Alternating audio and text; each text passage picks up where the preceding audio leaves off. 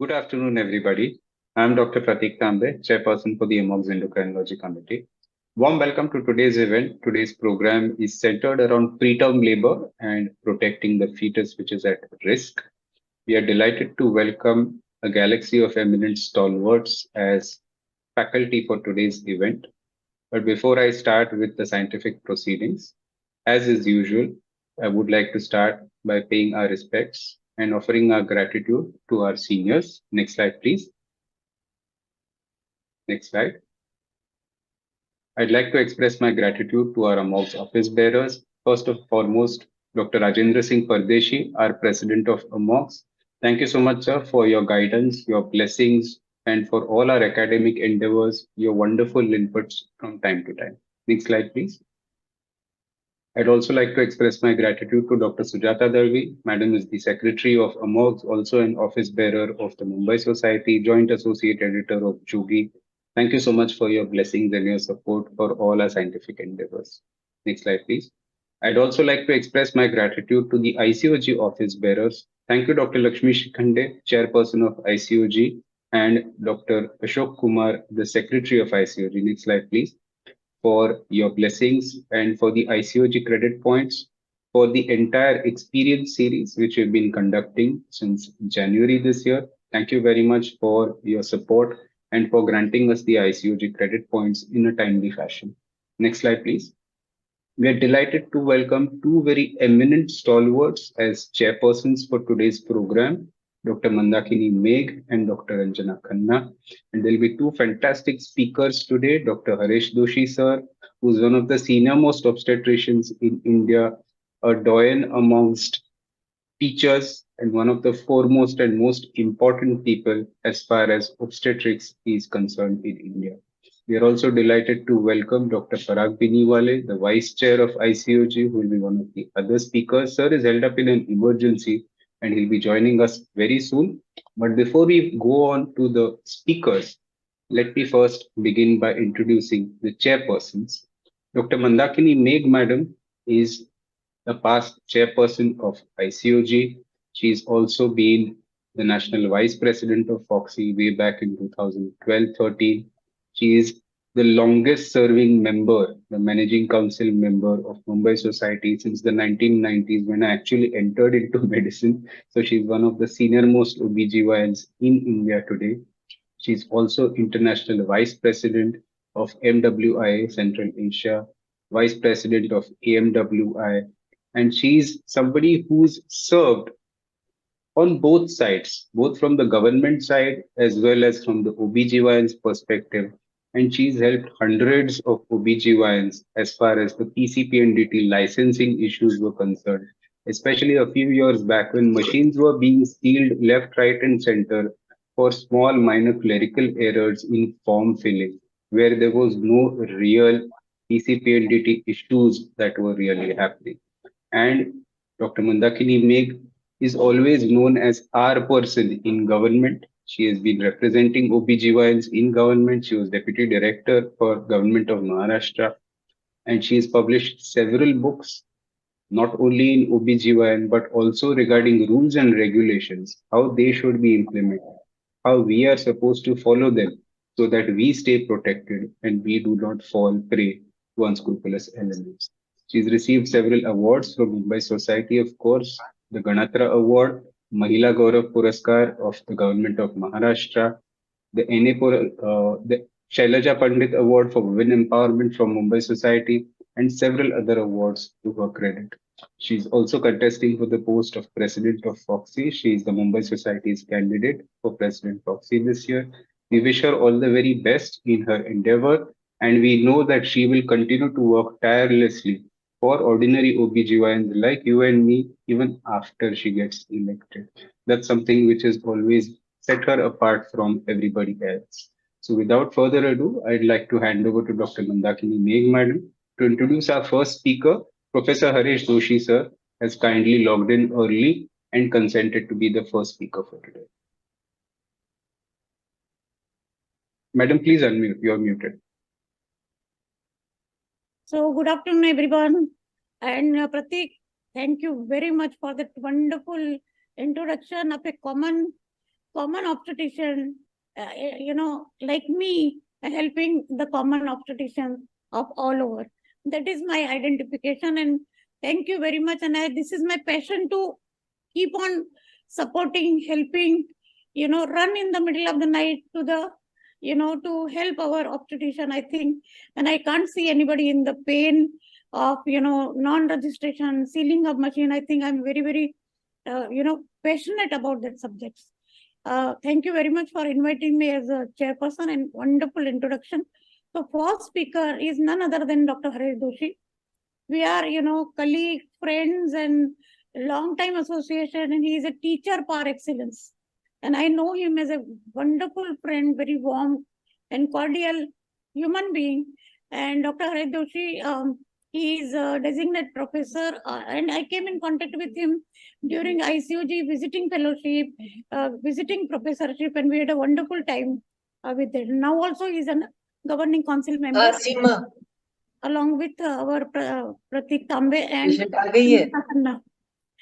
so he is a designated professor of HOD and OBGYN. He is a GS Medical College, Ahmedabad. He has the 36 long, prolonged experience of teaching. And as I said, that he is a teacher par excellence. He has published 7 books, booklets, 23 book chapters also, published 34 scientific papers. His faculty, I can see him at all the national, international congresses.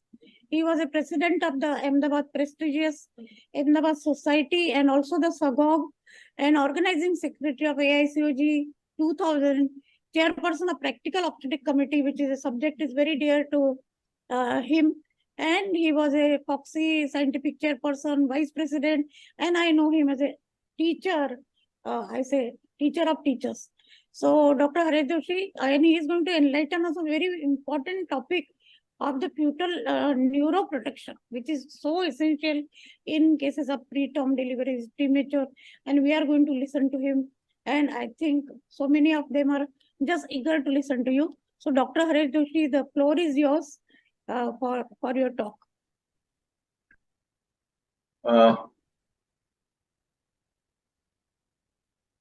Before Sir starts, I'd just like to mention that I had the privilege of working with Dr. Haresh Doshi Sir in 2019 when Dr. Nandita Palshatkar was the president of Foxy, Sir was the vice president.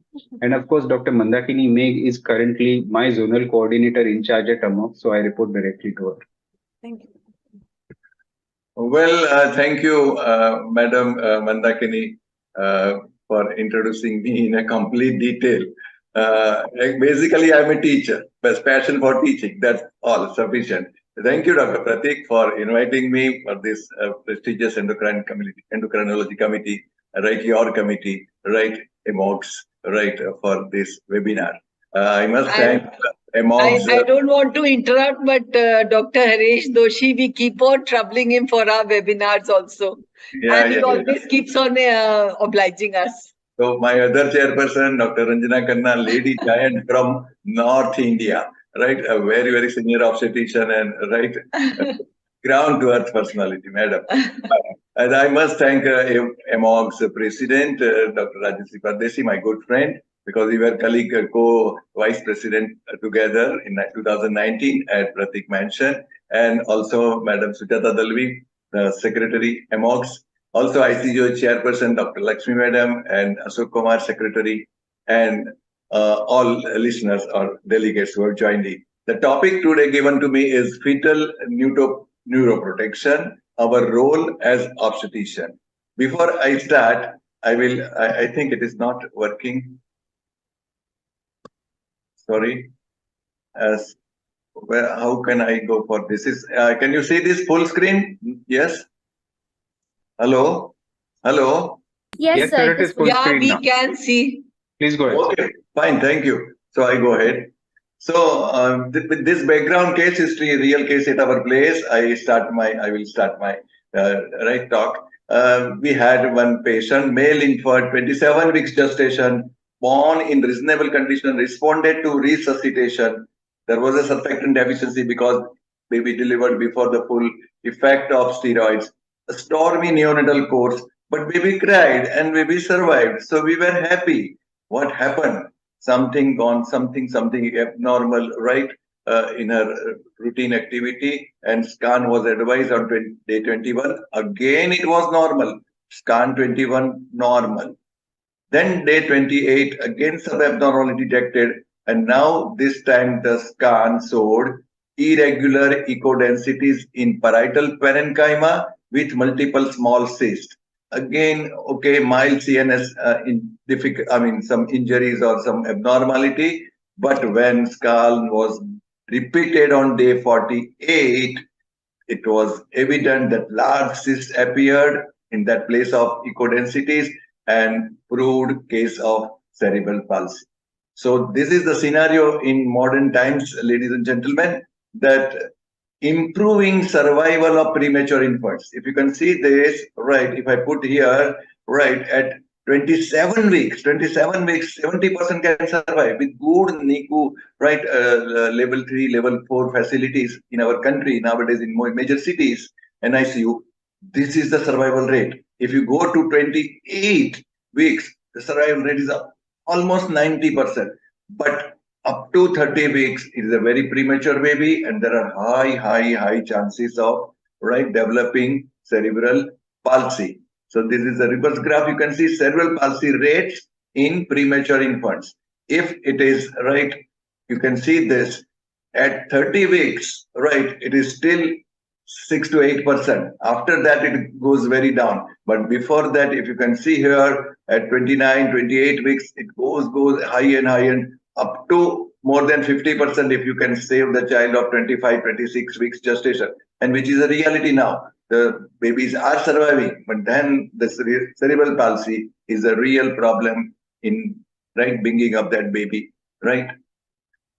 So you know very well the identified roles of Megh Sulph: hypertensive disorder of pregnancy and eclampsia, preterm labor, and now the fetal neuroprotection. Sometimes in some patients all go in hand. So it's a wonderful molecule, magnesium sulfate.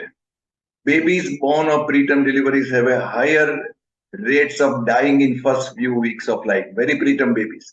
Greater risk of neurologic impairment, including not only cerebral palsy, cognitive dysfunction, educational difficulties, psychiatric disorders in childhood. All these problem adds to the problem of education and social cost. So this is very recently published Indian journal Jogi, right? So cerebral palsy, what is it? It is a global term for a heterogeneous group of, right, chronic non-progressive disabilities of the CNS, affecting what? Mainly the movement, muscle tone, and muscle coordination. So motor skill, right, spasticity, rigidity, and no proper coordinated movements. Incidence in normal, right, population is only 2 to 3.2%, you can say. Higher incidence in preterm infants risk is inversely proportional to gestational age. Increasing due to increased survival, as I already told you, because of premature infants, and slightly higher incidence by, right, statistic is reported, no cause is found in male children and multiple pregnancy babies, right? So magnitude of problem, again the repetition of the same fact, but the last two lines I want to you to read. At 28 to 30 weeks, as compared to normal full-term baby, 46-fold increase in cerebral palsy. Less than 28 weeks, 80-fold increase in cerebral palsy. So these see, we are doing more cesarean section, we are encountering more placenta egrita now. So like that, this is right, because one side it is good that babies are surviving, on other side this is a problem that we have to tackle.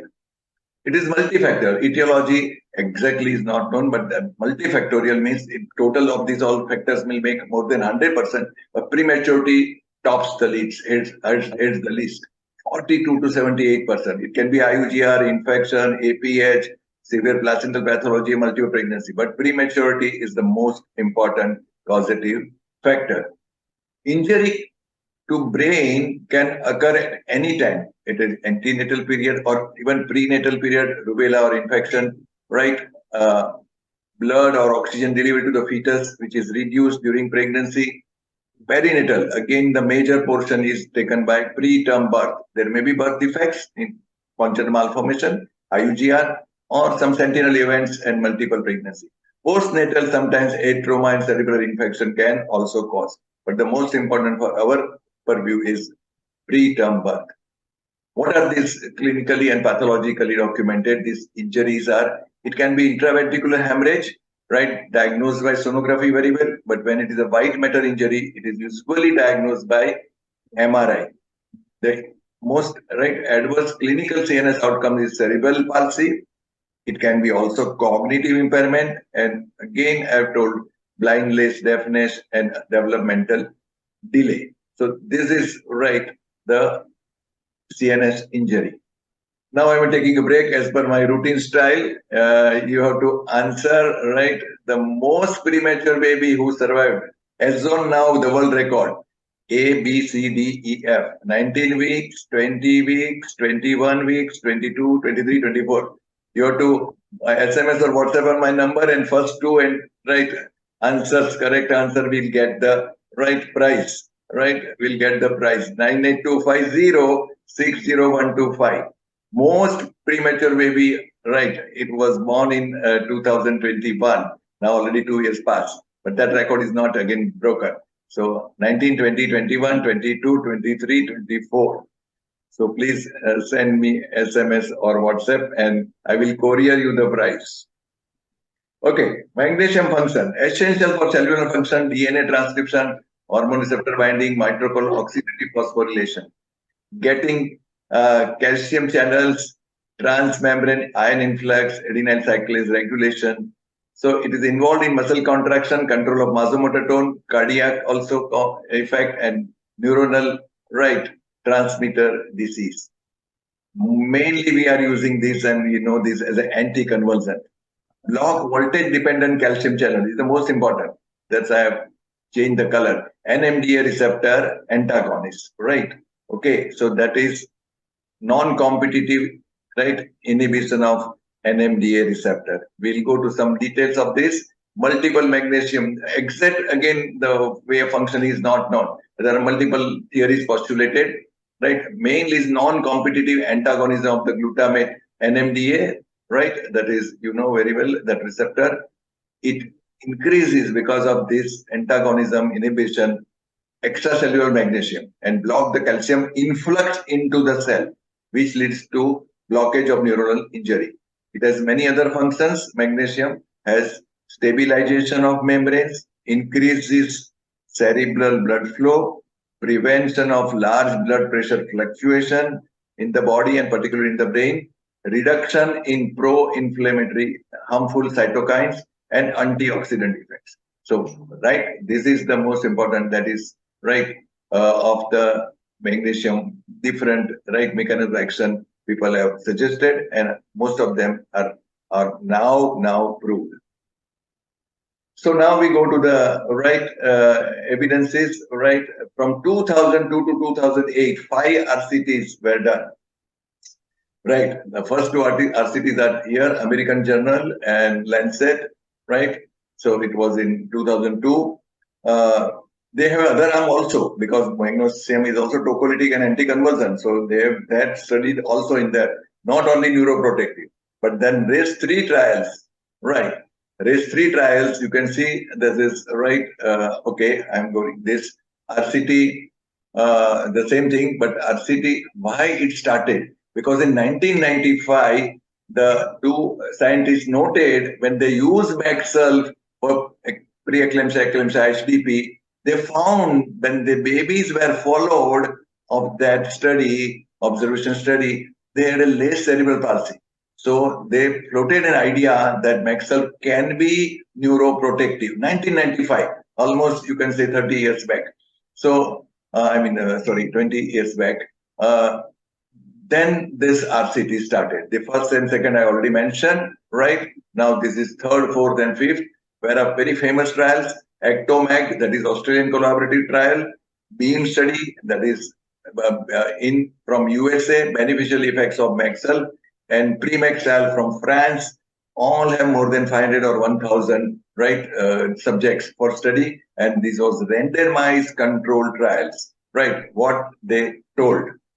They told that there is a reduction of brain damage or cerebral palsy, severe cerebral palsy. In Ectomag, it was 3.4% versus 6.6% in control. In Beam trial, it was also almost half, 1.9% versus 3.5%.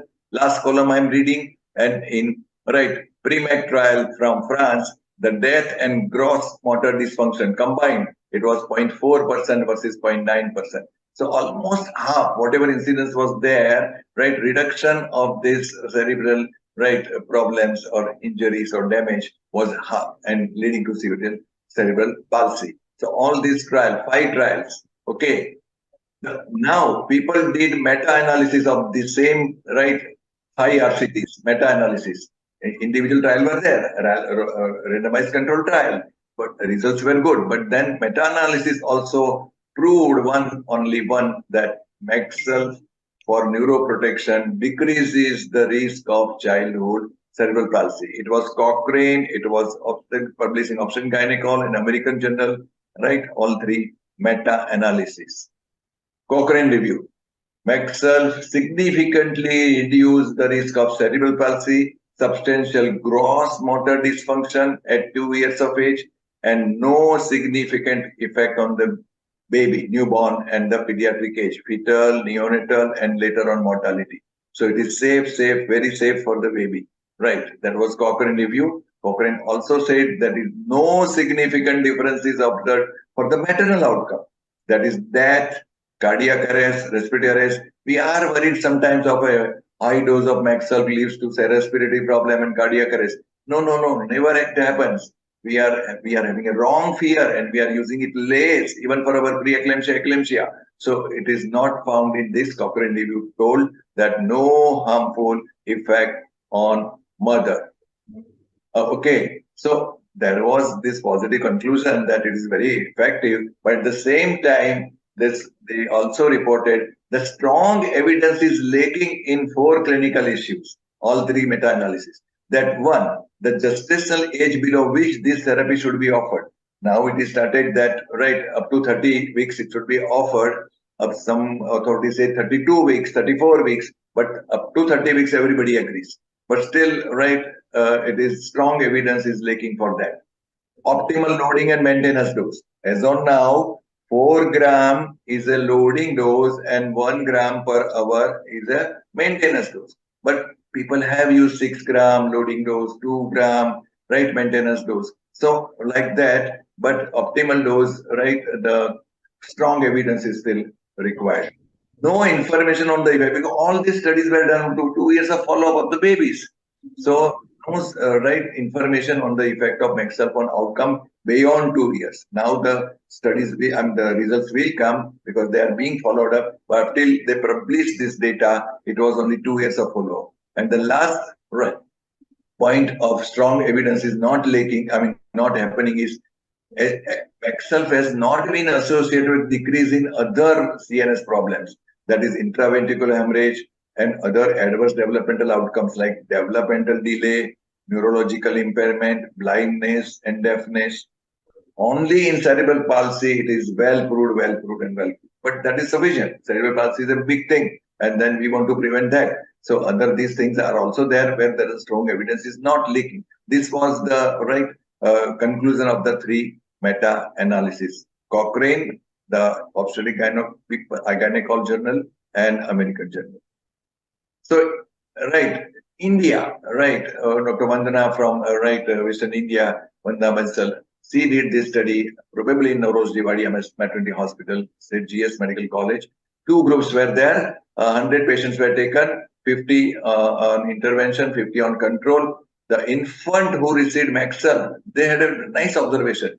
They required less invasive mechanical ventilation, and there were more days free of respiratory support, meaning that the baby required less ventilator treatment and also the respiratory support. So no oxygen given to premature baby, that we know one complication of premature, heavy oxygenation of a premature baby to maintain oxygen level can lead to retinopathy, pigmentosa of prematurity. So retinopathy of prematurity can be there.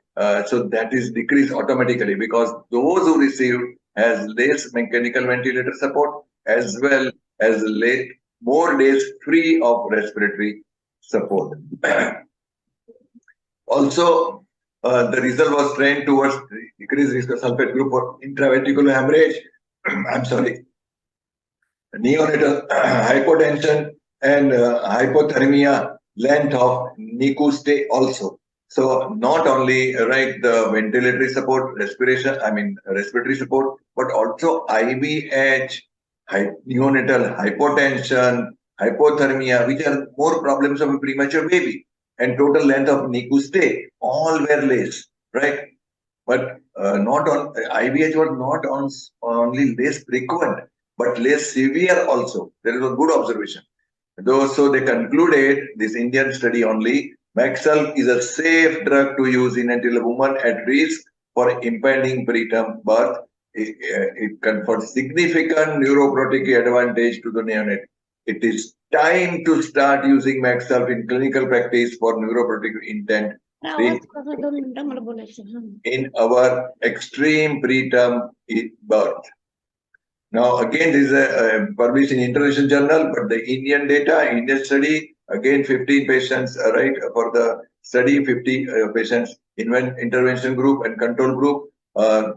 Study was done at Chidambaram, Tamil Nadu, and inclusion criteria was up to 34 weeks, right? Not up to 30 weeks. And what they found, the Thompson score is a clinical score for CNS injury in the babies, right? It is a total score from 0 to 22. 0 is a normal baby, good baby, and 22 is a very severe HIE, hypoxic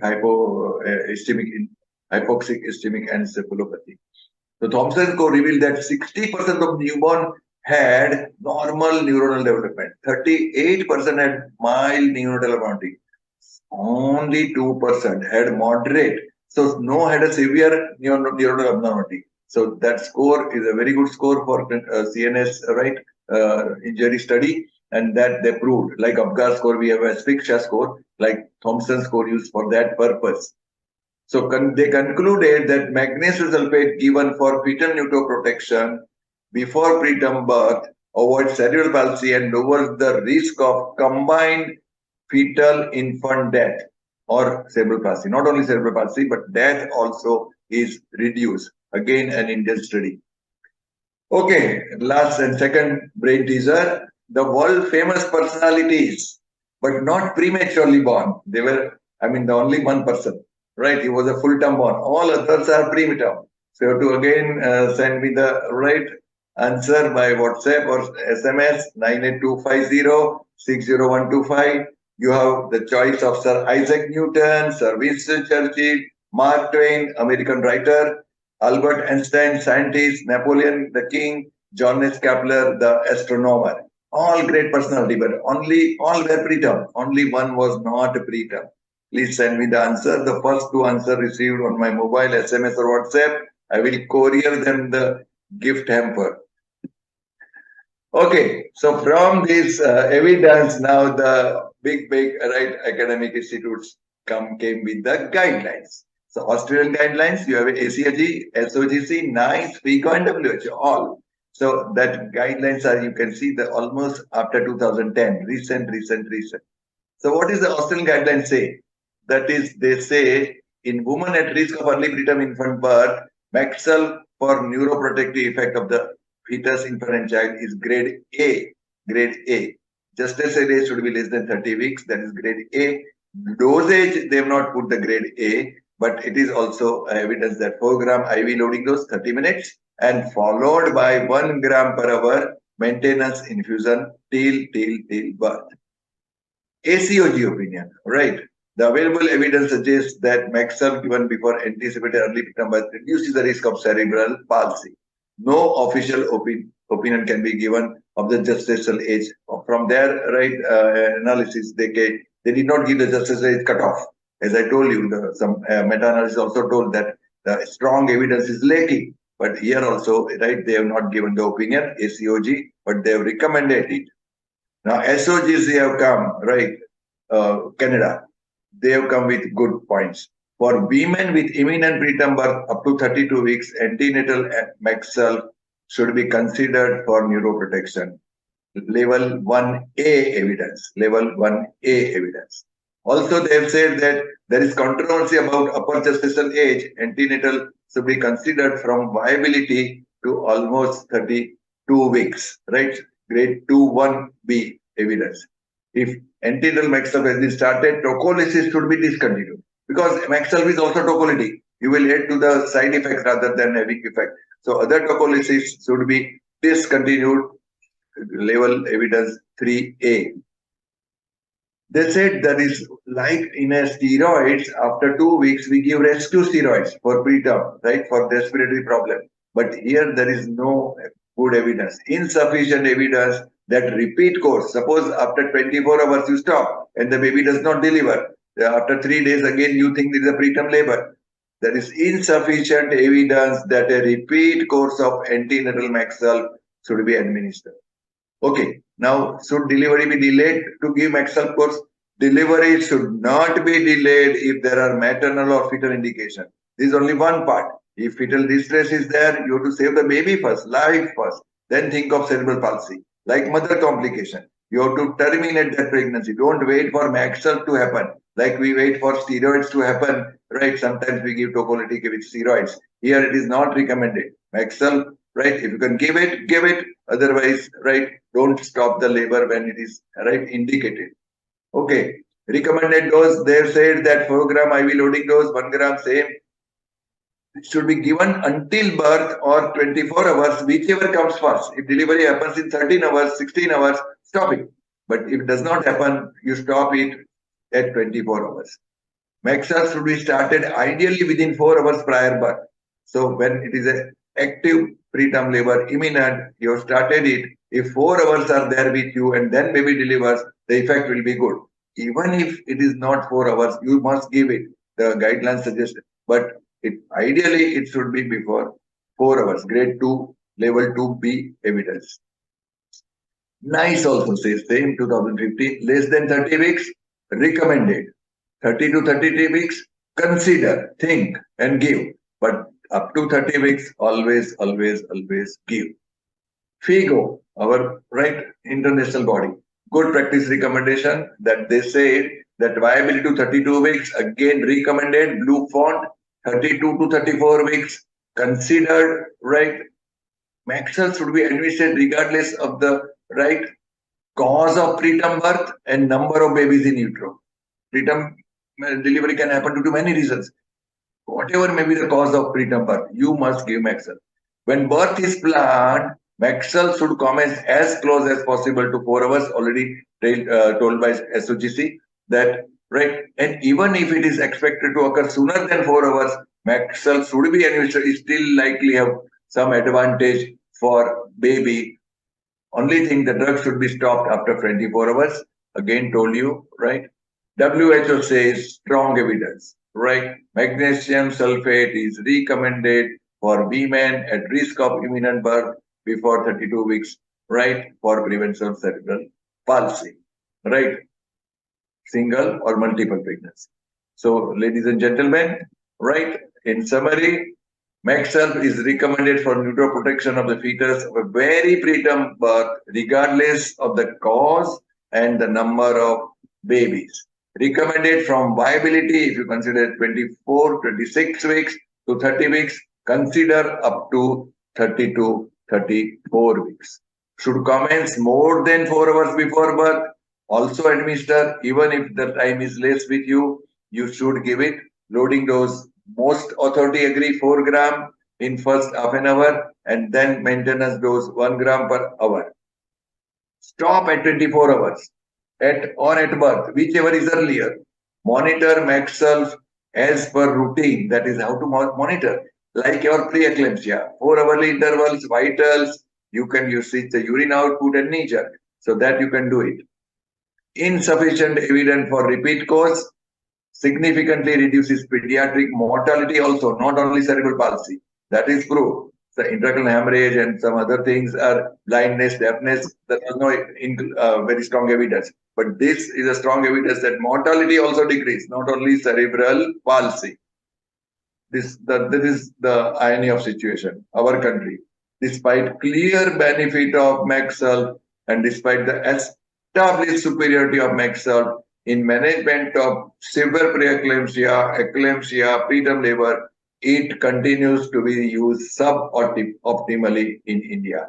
That is a bad thing. So people are worried about side effect. See, I can recollect my experience also when I was a registrar in 1984, almost you can say now 40 years. Then Sulph was new for eclampsia, and I took the permission of my consultant and I started. But when I gave the dose, there were my colleagues who were lined up to take the Niger. They were thinking that it will cause toxicity, and they were all bent upon taking Niger, that it is there or not, it is there. But then after a couple of years, everybody started using Sulph as an anticonvulsant of preeclampsia. So new things always have some time to settle, but this is very well molecule and very good, not only for preeclampsia, preterm labor, tocolytic effects, but for prevention of cerebral palsy. Okay, thank you very much. Thank you. Thank you, Dr. Doshi. Excellent, very informative lecture and very, very practical. And this magnesium sulfate is so much, neuroprotective, everything, but it is really irony of the situation that it is not being used. But here I will like to add one more thing.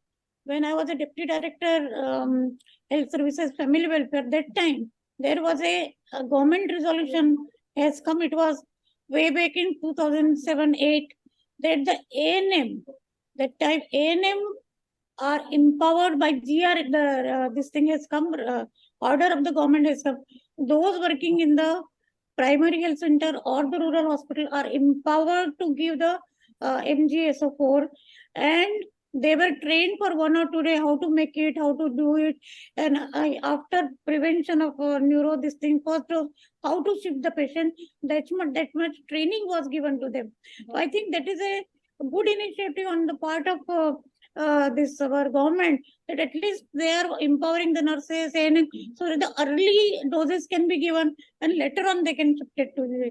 So I think so. Thank you very much for enlightening us for.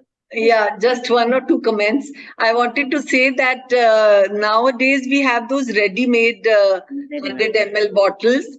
So it has actually, it's now much easier to give the Sulph in the correct dosage. And another thing, Dr. Sahab, I wanted to ask you one thing. Like in our time when we were doing PG, we were told that for neuroprotection of the premature babies, we should use the obstetric outlet forceps and give a big episiotomy. Now, what would your say on that be? Is it actually beneficial? They said it will protect and it will not cause ICH to the baby. But I believe that it has to be correctly applied. That is most important. Because if you wrongly apply the outlet forceps, then the baby as it is going to have ICH. So yes, what's your take on that, sir? Yes, you are right, madam. Right. In my books also, that is now books is 16th edition, because I started writing in 1985. Initial edition of the book I wrote is a protective, use of the forceps. But then the literature came also that for preterm baby, it causes, compression causes more problems, sometimes ICH, because the capillaries are fragile and should not be used. Never vacuum. Never vacuum. Never vacuum. Only the release outlet. This also people thought that because it's the first type of liver, it blocks and the excessive compression of the maternal pelvis or soft tissue will not happen. But the baby is premature. The head is not that much big size. So that from maternal soft tissue compression injuries is not there. So whatever compression injuries will happen with the forceps is traumatic. So it is not indicated for protection. Yeah. But if preterm babies have a distress, you can use it. Don't use vacuum. Yeah, actually, we never, in my mind, because I was a, purebred obstetrician. So I used to always think that this is going to cause more trauma to the fetal head. But we were told, no, this child is premature. You have to just see the rotation of the head and apply the forceps. It was there and for then give a big episiotomy and take out the baby without trauma. that belief and notion was there for a few years, then it stopped. Now nobody is Okay. looking for protection. Yeah. This is one thing I wanted to clarify. Yes, madam. Thank you very much. Yeah. Thank you, Thank Dr. you so Haresh much, Doshi, sir. sir. That was a wonderful talk. Thank you, madam. Thank you. Thank you. Thank you, Dr. Haresh Doshi, sir. It's I always have a to pleasure tell one to thing. have you. Yes, I have to sir. tell one thing. When Pratik calls you, you have to be very accurate. He is also very precise in everything. So I have to prepare my talk and then come to the webinar. Thank you, sir, for being here. It's always a privilege to welcome you on the Amox platform. It's always wonderful to listen to you because you are one of the legendary teachers. There are very few of these old timers and the grand old men, as we used to call them, left. And it's always a privilege to listen Thank to you, you, sir. sir. With so many decades of experience, you've seen so many things. Like Yes. every time you speak, even I learn something new from you. Oh, Thank you great. for being here. Of course. Thank you.